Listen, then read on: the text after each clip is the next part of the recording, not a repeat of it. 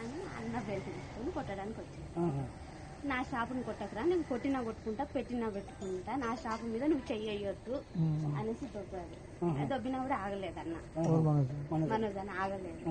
దానివల్ల ప్రసాద్ దెబ్బ కొట్టిండు అన్న. సార్ ఏంటంటే కొట్టొద్దు నా షాపు, నేను భయం పెట్టుకుంటా, కొట్టకురా అన్నాడు. ఇద్దరు దానివల్ల ఇక ఆ షాపు గురించి ఏదంతా గొడవ, తండ్రి కొడుకులు నెట్టుకున్నారు. అసలు దెబ్బలు నాకు తెలిసి దెబ్బలు తగ్గలేదు, ప్రే చేసుకున్నారు. దెబ్బలు తగినంత ఇది ఏం పాత ఉన్నాయి. అది ఇది ఒకటేసారి అన్నదమ్ములకు మంచి వద్దలు ఉన్నాయి. మనం మౌనిక మేడం చేసుకోవడం ఇష్టం ఫస్ట్ నుండి వాళ్ళకి ఇష్టం లేదు. దానివల్ల కొంచెం వాళ్ళు ఫస్ట్ నుండి డిస్టర్బెన్స్ ఆ విషయం మీద. ఎవరికో బాబు ఉన్నాడు, ఆల్రెడీ బాబు ఉన్నాడు కాబట్టి వాళ్ళకి ఇష్టం లేదు. ఇంకా దానివల్ల అది జాబు వల్లనే ప్రసాద్ జాబ్ వాడు 6 సంవత్సరాలు 4 సంవత్సరాలు ఇక్కడ హైదరాబాద్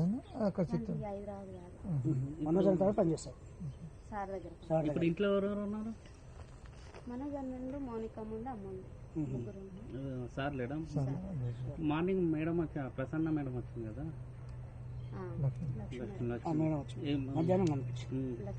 అంటే మనం సంజాయించిందా లేకపోతే చెప్తుంది ఇంకా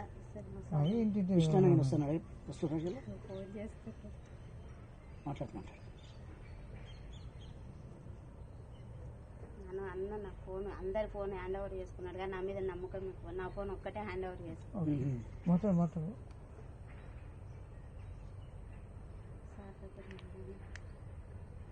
ఎన్ని గంటలకు అయింది?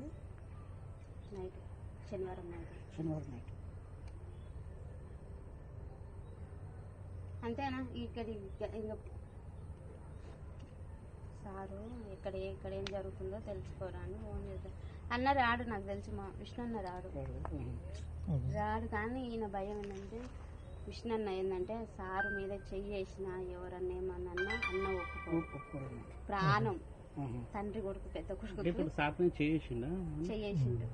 అందుకని డాడీని ముట్టుకుంటావా అని కోపం ఉంటుంది అన్నకు, అంతే తప్ప. మొన్న వచ్చారు, టపాకాయలు కాల్చారు, పాపకు 1,00,000 రూపాయలు చేతిలో పెట్టారు, మంచిగా ఉన్నారు. మనోజ్ పాప